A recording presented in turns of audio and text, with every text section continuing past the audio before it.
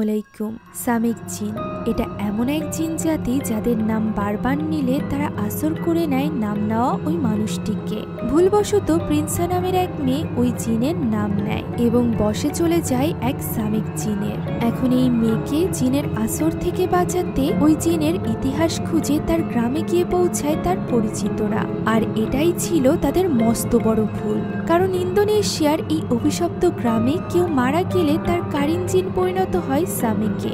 এখন তারা কি এই গ্রাম থেকে বেঁচে ফিরতে পারবে? সেই সাথে প্রিন্সারও বা কি হবে?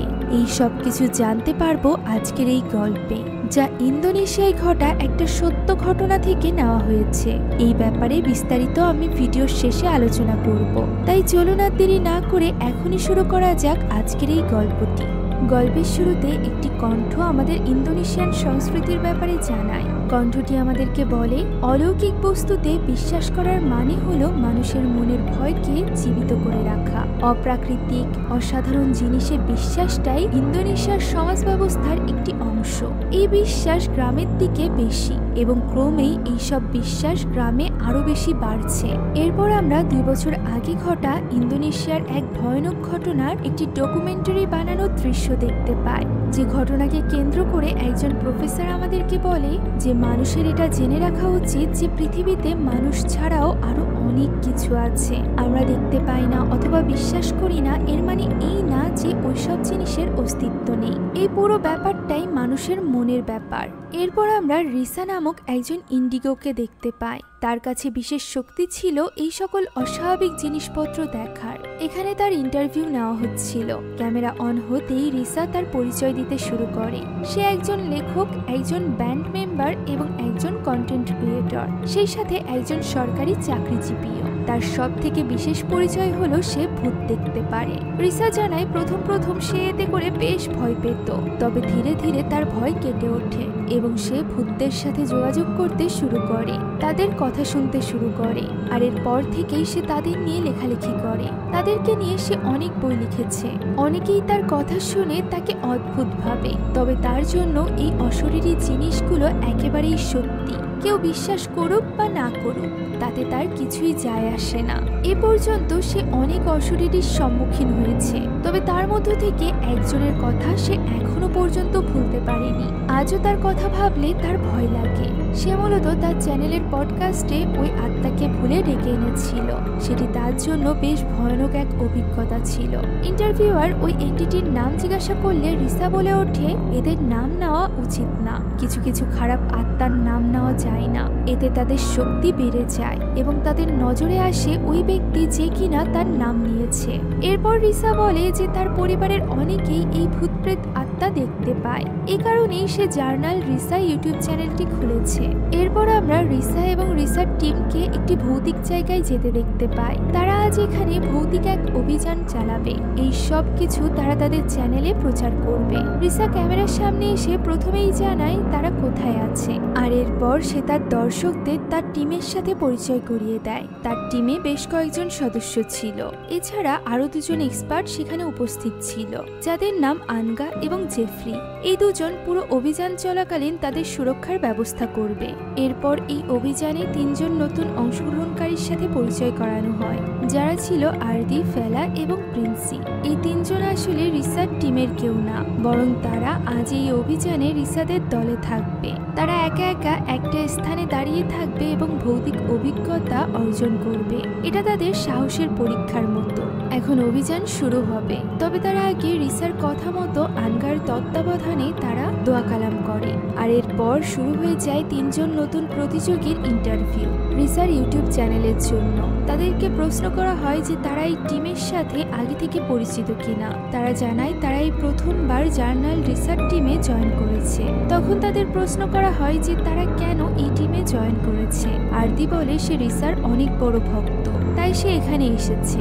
ফেলা বলে এই টিম কিভাবে কাজ করে তাই সে দেখতে চায়। তবে প্রিন্সি বেশ অদ্ভুত একটা জবাব দেয়। মূলত প্রথম যখন প্রিন্সিকে পরিচয় করিয়ে দেওয়া হচ্ছিল, তখন তারা প্রিন্সির নাম ভুল উচ্চারণ করেছিল। সে ওই কথা উল্লেখ করে বলে তার নাম প্রায় সকলে ভুল উচ্চারণ করে। সে অনেকদিন যাবৎ ইউটিউবে ব্লগ দেয়। এখন এখনো পর্যন্ত তার নাম কেউ না জানলেও রিসার চ্যানেলে দেখানো ভূতগুলোর নাম ঠিকই সবাই জানে, অর্থাৎ ভূতেরা তার থেকে বেশি ফেমাস। তাই সে এখানে এসেছে ভূতদের থেকে ফেমাস হওয়ার জন্য। কথা বলতে না বলতেই হঠাৎ করে উপর থেকে কিছু একটা তাদের উপর এসে পড়ে, যা দেখে তারা সকলে বেশ ভয় পেয়ে যায়। পরে দেখা যায় এটা আর কিছুই নয়, বরং একটা ইঁদুর। তখনই টিপ টিপ করে বৃষ্টি নামতে শুরু হয়। তারা ভেতরের দিকে গিয়ে অপেক্ষা করতে থাকে রাত নামার জন্য। রাত 9টা বাজলে রিসা বলে যে তারা এখন অভিযানের কাজ শুরু করবে, কারণ এই সময়টা হলো যথাযথ সময়। 3 জন অংশগ্রহণকারী হওয়ায় তাদের সকলকে 3টা টিমে ভাগ করে দেওয়া হয়। প্রত্যেক দলে 4 জন করে থাকবে। সবাই আলাদা আলাদা স্থান এক্সপ্লোর করবে। ওই সময় ফেলার সাথে ছিল রিসা সহ আনগা এবং ইন্ডি। অন্যদিকে প্রিন্সার টিমে থাকা লোকটি তাকে প্রশ্ন করে যে সে এর আগে কোনো ভৌতিক অভিজ্ঞতা অনুভব করেছে কিনা। প্রিন্সা বলে সে কখনোই এরকম কিছু দেখেনি। তখনই হঠাৎ করে আশেপাশে আওয়াজ হতে শুরু করে। আমরা দেখতে পাই রিসা এদিকে পজেসড হয়ে গিয়েছে।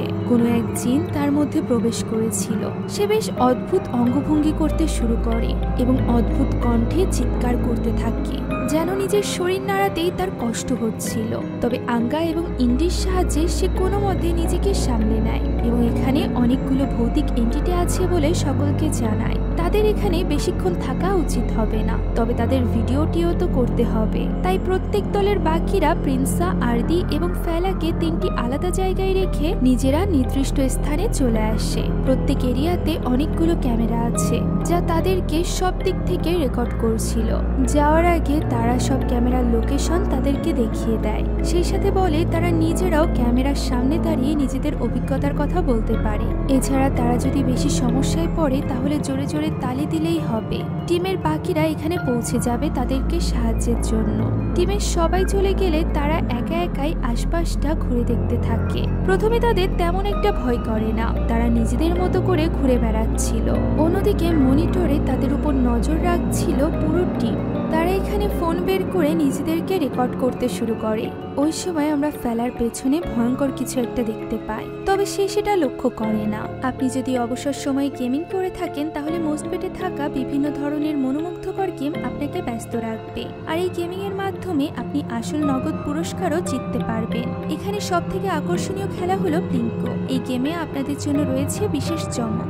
এছাড়া মোস্টবেটে রয়েছে বিকাশ, নগদ, রকেট, উপায় এবং অন্যান্য পদ্ধতির মাধ্যমে সহজে এবং দ্রুত টাকা ডিপোজিট এবং উইথড্র করার সুযোগ। মোস্টবেটে রয়েছে 24/7 কাস্টমার সাপোর্ট। এখানে বিভিন্ন খেলার ফলাফলের পূর্বাভাস দিয়ে আপনার দক্ষতা পরীক্ষা করতে পারবেন এবং এই প্ল্যাটফর্মে ম্যাচের লাইভ স্ট্রিম উপভোগ করতে পারবেন। আর রেজিস্ট্রেশনের সময় 250টি ফ্রি স্পিন সহ আপনাদের প্রথম জমাতে একটি অবিশ্বাস্য স্বাগত বোনাস পেতে আমার প্রোমো কোড বাংলা ব্যবহার করুন। এই অফারটি মিস করবেন না। এখনই সাইন আপ করুন মোস্টবেটে এবং আপনার গেমিং অভিজ্ঞতার সাথে সাথে ব্যাংক ব্যালেন্সও বাড়াতে প্রস্তুত হন। লিংক এবং প্রোমো কোড পিন কমেন্টে দেওয়া আছে। তাহলে চলুন এবার মূল গল্পে ফিরে যাওয়া যাক। এদিকে প্রিন্সা গুনগুন করে গান গাইতে শুরু করে। বাকি দুজনও তার গান শুনতে পাচ্ছিল। এই ভয়ানক জায়গায় এমন গুনগুনিয়ে গান শুনে ফেলা বেশ ভয় পেয়ে যায়। সেই সাথে আরদিও তাকে চুপ করতে বলে, যা শুনে প্রিন্সা এবার চুপ করে যায়। তবে সে থেমে থাকে না। সে একটুও যেহেতু ভয় পাচ্ছিল না, তাই সে এবার মৃত মানুষদের নাম ধরে তাদেরকে ডাকতে শুরু করে। এইসব নাম সে রিসার ইউটিউব চ্যানেল থেকে শুনেছিল। তবে এই সকল নাম নেওয়ায় যখন তেমন একটা কিছু যায় আসে না, তখন সে ওই নামটা নেয় যেটা রিসা বারবার তার ইউটিউব ভিডিওতে নিতে নিষেধ করেছে। নামটি প্রথমবার উচ্চারণ করতেই রিসার সামনে থাকা মনিটরটি ঝিরঝির করে ওঠে। রিসা বুঝতে পারে নিশ্চয়ই কিছু একটা হতে চলেছে। এদিকে প্রিন্সা বারবার সামেক সামেক বলে ডাকতে থাকে। হঠাৎ করে প্রিন্সার পেছনে আমরা ওই ভয়ানক আকৃতিকে দেখতে পাই, যাকে প্রিন্সা লক্ষ্য করে না। তবে পর মুহূর্তেই সে অনুভব করতে পারে তার পেটে কেউ হাত দিয়েছে। সে ভয় পেয়ে চিৎকার করতে থাকে। তার হাতে থাকা ফোনটি নিচে পড়ে যায়। পর মুহূর্তেই সে ক্যামেরার সামনে আসলে দেখা যায় সে পুরোপুরিভাবে পাল্টে গিয়েছে। ভয়ানক অঙ্গভঙ্গি করছে এবং হামাগুড়ি দিয়ে হাঁটছে। সবাই এতে করে বুঝতে পারে প্রিন্সা পজেস হয়ে গিয়েছে। সবাই ছুটে চলে যায় তার কাছে। আনগা এবং জেফরি দোয়া কালাম পড়ে প্রিন্সাকে স্বাভাবিক করার চেষ্টা করে। তারা বুঝতে পারে তারা যথেষ্ট রেকর্ড করে ফেলেছে, এর বেশি আর দরকার নেই। তাই তারা প্রিন্সা সহ বাকি দুজনকে নিয়ে গোছগাছ করে বেরিয়ে হয়ে পড়ে। ততক্ষণে প্রিন্সা অনেকটা স্বাভাবিক হয়ে গিয়েছিল। পরদিন সকালবেলা রিসার টিম যখন গতদিনের ভিডিও দেখছিল তখন তারা দেখতে পায় প্রিন্সা সামিক নামটি বারবার বলছে। একজন জানায় যে এই ভিডিওটি আপলোড দেওয়ার পর থেকে সামিক নামটা বেশ ইন্টারনেটে ভাইরাল হয়ে গিয়েছে। একথা শুনে রিসা ভয় পেয়ে যায়। তার মনে হচ্ছিল প্রিন্সা যেহেতু সামিকের নাম নিয়েছে তাই নিশ্চয়ই সামিক এত সহজে তাকে ছাড়বে না। এ কারণেই সে তার টিমকে বলে তারা যেন প্রিন্সার উপর নজর রাখে এবং প্রতিদিন তার সাথেই থাকে যাতে করে তারা বুঝতে পারে প্রিন্সার উপর কোনো প্রভাব সামিক ফেলেছে কিনা। যদিও ভিডিওতে আমরা দেখতে পাই যে যেখানে সামিককে দেখা গিয়েছিল এবং প্রিন্সার পেটে হাত দিয়েছিল সেই সব সিন ভিডিওতে রেকর্ড হয়নি। এখন দৃশ্য পরিবর্তিত হয় এবং আমরা প্রিন্সাকে দেখতে পাই সে বাজারে গিয়েছিল বাজার করতে, যেখানে অনেকেই এখন তাকে দেখে চিনতে পারছিল এবং তার সাথে সেলফি তুলছিল। এতে করে প্রিন্সার বেশ ভালো লাগে। রিসার গত ভিডিওর মাধ্যমে সে বেশ ফেমাস হয়ে গিয়েছিল। একদিকে সে এই ব্যাপারটা নিয়ে খুশি ছিল, অন্যদিকে রিসা প্রিন্সাকে নিয়ে বেশ চিন্তিত ছিল। সে নিশ্চিত প্রিন্সার ভেতরে কিছু একটা রয়ে গিয়েছে, যে শক্তি তার ভেতরে এসেছিল এত সহজে যাওয়ার কথা না। তার ধারণা প্রিন্সার ভেতরে রয়েছে ওয়াজ সাতিরা নামের এক এন্টিটি। ওয়াজ সাতিরা কারোর শরীরে গেলে সেটি যদি 5 দিনের মধ্যে বের করা না হয় তাহলে যার শরীরে ওয়াজ সাতিরা রয়েছে তার নিজেরই আত্মা শরীর ছেড়ে বেরিয়ে যায়, অর্থাৎ সে মারা যায়। এই কারণে রিসা বেশ চিন্তিত হয়ে পড়ে। সে ইন্ডি এবং আঙ্গাকে পাঠায় প্রিন্সাকে পরীক্ষা করার জন্য। তারা প্রিন্সার বাড়িতে গিয়ে তাকে বেশ হাসি খুশি দেখতে পায়, যে কিনা ভিডিও করছিল। প্রিন্সার আগে থেকেই ইউটিউব চ্যানেল আছে, তবে তার আগে ভিডিও কেউ দেখতো না। তবে এখন ব্যাপারটা বদলে গিয়েছে, এখন সে অনেক ফেমাস। ওই রাতের পর থেকে তার ভিডিওগুলোতে অনেক ভালো ভিউ আসে। ইন্ডি এবং আঙ্গাকে প্রিন্সা ভেতরে নিয়ে গেলে তাদের দেখা হয় প্রিন্সার কাজিন বায়ুর সাথে। প্রিন্সার ইউটিউব চ্যানেলের সব কাজ বায়ুই সামলায়। বায়ুর কথা শুনে মনে হয় যে সে জার্নাল রিসার্চ টিমকে খুব একটা পছন্দ করে না, আর এর কারণ হলো গতদিন প্রিন্সার অসুস্থ হয়ে পড়া। যদিও প্রিন্সা এখানে তাকে বোঝায় যে তারা তার কোনো ক্ষতি করবে না, বরং তারা নিশ্চয়ই প্রিন্সার ভালোর জন্য এখানে এসেছে।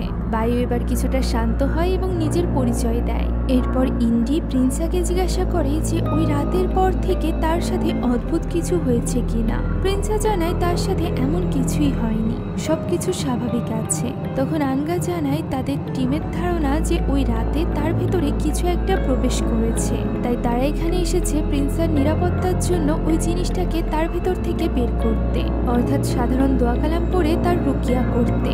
সে অনুমতি দিলে আনগা কাজ শুরু করবে। প্রিন্সা এখানে কিছুটা ইতস্তত বোধ করে অনুমতি দিয়ে দেয়। তখন আনগা তার পিঠে হাত দিয়ে কিছু একটা পড়তে আরম্ভ করে, কিন্তু সে পড়তে শুরু করাতেই হঠাৎ করে প্রিন্সা উঠে দাঁড়ায় এবং অদ্ভুতভাবে হাঁটতে হাঁটতে ভেতরে চলে যায়। তাকে দেখে বোঝাই যাচ্ছিল যে সে কি করছে তার কোনো হুঁশ নেই। তখন হঠাৎই সে তার সামনে তার টিম মেম্বার রিরিকে দেখতে পায়। রিরিকে এখানে দেখে ইন্ডি একটু অবাক হয় এবং তাকে ডাকতে ডাকতে সেদিকে এগিয়ে যায়। হঠাৎ করেই ইন্ডি প্রচন্ড চিৎকার করতে থাকে। তাকে দেখে মনে হচ্ছিল কেউ যেন তাকে টেনে নিয়ে যাচ্ছে। আঙ্গা গিয়ে কোনো মতে তাকে ছাড়িয়ে নিয়ে আসে। দেখা যায় তার হাত একদম লাল হয়ে গিয়েছে, যেন এক জ্বলন্ত হাত তার হাত ধরেছে, যে কারণে সেটা পুড়ে লাল হয়ে গিয়েছে।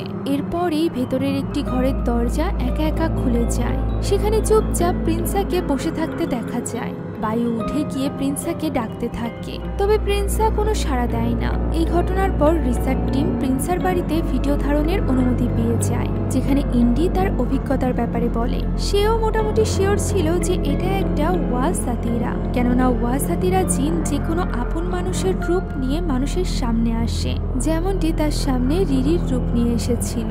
এখন ওই রাতে প্রিন্সার বাড়িতে সেফটির জন্য টিমের বেশ কয়েকজন লোক থাকে। সবাই রাতের বেলা ঘুমাচ্ছিল। রাত তখন 2টো বাজতেই হঠাৎ করে লাইট ফ্লিকার করতে শুরু করে, আর এরপর প্রিন্সার ঘর থেকে এক অবয়ব বেরিয়ে আসে, যার পুরো শরীর সাদা চাদরে ঢাকা ছিল। সেই অবয়ব পুরো ঘরে ঘুরে বেড়াতে থাকে, যা দেখে 2 ক্যামেরাম্যানের ঘুম ভেঙে যায়। তারা এই ব্যাপারটা রেকর্ড করতে শুরু করে। চাদরটি হাঁটতে হাঁটতে জানালার কাছে যায়, যেখানে যাওয়া মাত্রই সে অদ্ভুতভাবে বসে পড়ে। তখন দেখে মনে হয় চাদরের ভেতরে যেন একটি নয় বরং 2টি অবয়ব রয়েছে। একজন ক্যামেরাম্যান সাহস করে ওই চাদরটি টেনে তুলতেই দেখতে পায় সেখানে কেউই নেই।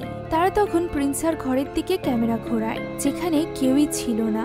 এটাই তারা দেখার চেষ্টা করছিল। এমন সময় প্রিন্সার নিজেই তাদের ক্যামেরার সামনে চলে আসে। আনগা তাকে জিজ্ঞাসা করে যে তার কি হয়েছে।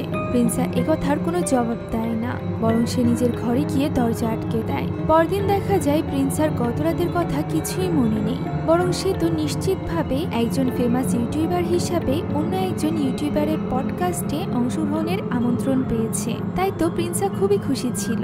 এই ব্যাপারে নিজের ব্লগের জন্য ভিডিও শুট করে সে পডকাস্টের ভ্যানুতে গিয়ে পৌঁছায় এবং ভেতরে গিয়ে বসে। সেখানে চাকচিক্য দেখে প্রিন্সা খুবই অবাক, সেই সাথে খুশি হয়। তখনই দৃশ্য পরিবর্তিত হয় এবং সন্ধ্যায় আমরা রিসার্চ টিমকে দেখতে পাই, যারা কিনা বেশ চিন্তিত মুখ নিয়ে বসেছিল। বায়ুর কল থেকে তারা জানতে পেরেছে পডকাস্টের মাঝেই প্রিন্সা নাকি প্রচন্ড রেগে যায় এবং উঠে চলে আসে। এর কারণ তারা জানে না। এই সময় প্রিন্সা ঘরে আসে। তখন আঙ্গা তাকে বলে যে তাদের আরেকবার রুকিয়ার চেষ্টা করা উচিত। একথা শুনে প্রিন্সা এবার বিরক্ত হয়ে যায় এবং বলে এটা আবারও কেন করতে হবে। তাদের কি মনে হয় তার মধ্যে সামিক আছে? না, সে শুধুমাত্র প্রিন্সা। একথা বলে সে কাঁদতে শুরু করে। বায়ু তাকে সামলানোর চেষ্টা করে, তবে এতে কোনো লাভ হয় না। ওই দিন রাতেও রিসার্চ টিম প্রিন্সার বাড়িতেই থাকে। ইন্ডি এবং রিরি ড্রয়িং রুমে শুয়েছিল। ওই দিনও রাত 2টোর দিকে পরিবেশ বেশ থমথমে হয়ে আসে। আমরা দেখতে পাই প্রিন্সা ঘর থেকে বেরিয়ে এসেছে, যে কিনা ডাইনিং টেবিলে রাখা একটা ছুরি হাতে নিয়ে নেয়। আর এরপর যেখানে সবাই ঘুমিয়েছিল সেখানে গিয়ে মাটিতে ছুরিটি বারবার আঘাত করতে থাকে। গভীর ঘুমে থাকায় রিসার্চ টিম কিছুই বুঝতে পারে না।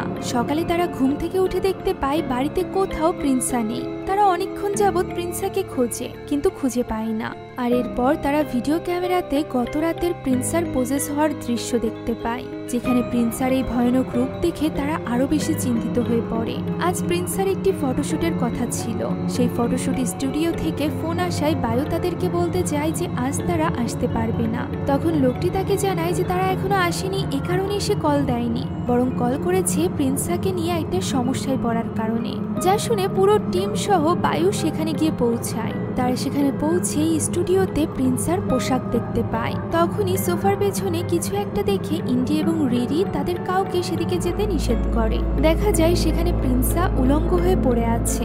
একটা কাপড় পেঁচিয়ে প্রিন্সাকে তুলে আনা হয়, যেখানে প্রিন্সা হতভম্ব হয়ে জিজ্ঞাসা করে সে এখানে কি করে এসেছে। তার প্রশ্নের জবাব কেউই দিতে পারে না। ওই স্টুডিওর ক্যামেরার ফুটেজ নিয়ে রিসার্চ দলের একজন রিসার কাছে আসে, যেখানে স্পষ্টভাবে প্রিন্সা নিজেই নিজের কাপড় খুলে সেখানে থাকা একটা দোলনায় দোল খাচ্ছিল। রিসার্চ ছেলেটিকে এই ভিডিও আর কাউকে দেখাতে নিষেধ করে। ছেলেটি জিজ্ঞাসা করে প্রিন্সার ভিতরে কার আত্মা আছে, দাদি সাতিরা নাকি সামিকের। এই কথা শুনে রিসা একটু থমকে যায়। আর এরপর সে একটি ফটো ফ্রেম বের করতে করতে বলে ওয়াও, সাতিরা হলো তাদের পরিবারের খুব কাছের একজন মানুষ।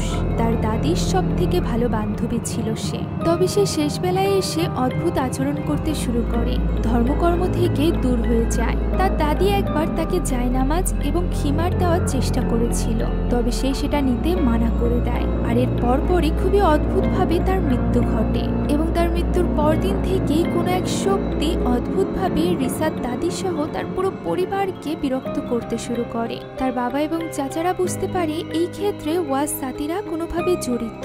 এ কারণে তারা সাতিরার গ্রামের একজনের সাহায্য নেয়, যে কিনা জানায় সাতিরার ভেতরে এক জিন ছিল। সাতিরার মৃত্যুর পর এখন ওই জিন নিজেই তাদের পিছে পড়ে গিয়েছে, আর ওই জিনকেই সামিক বলে ডাকা হতো। রিসা বলে সামিকের নাম নিয়ে প্রিন্সা বড় ভুল করেছে। সে বুঝতে পারেনি সে কত বড় বিপদ ডেকে এনেছে। কথা বলতে বলতে রিসা বাইরে তাকিয়ে দেখতে পায় তার ছেলে খেলছে। সে তার ছেলেকে আস্তে আস্তে করে খেলতে বলে। তখনই সে দেখতে পায় তার ছেলেকে কোলে নিয়ে তার স্বামী উপরের ঘর থেকে নিচে নেমে আসছে।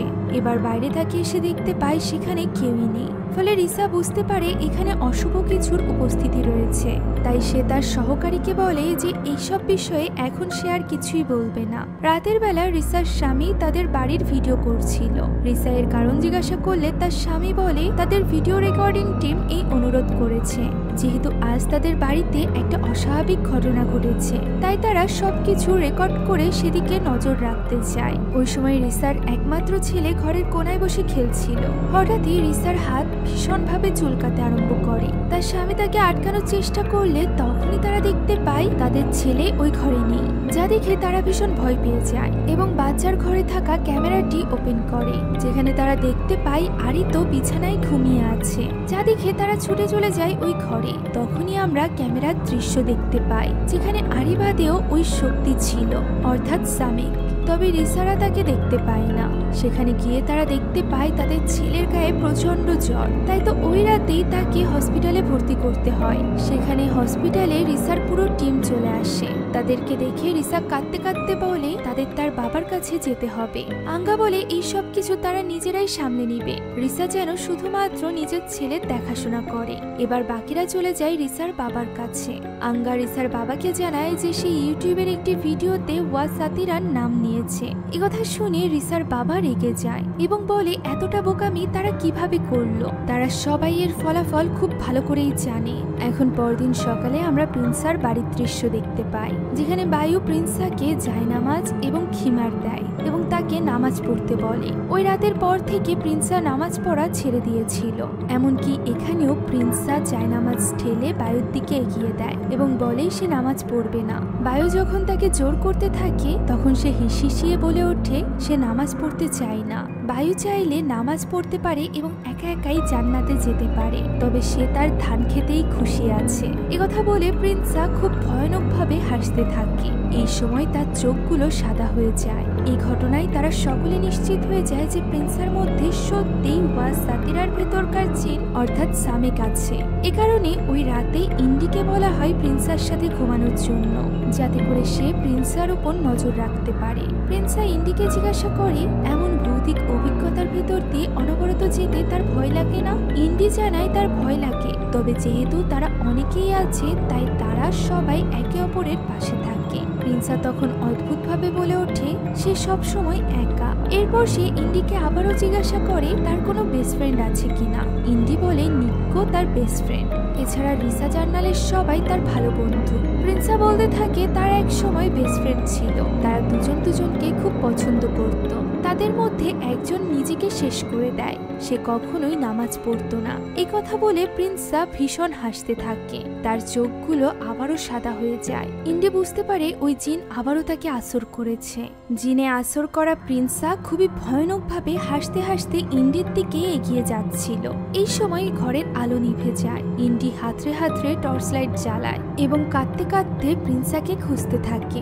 এমন সময় প্রিন্সা তার উপর এসে আক্রমণ করে। সে কোনো মতে প্রিন্সার হাত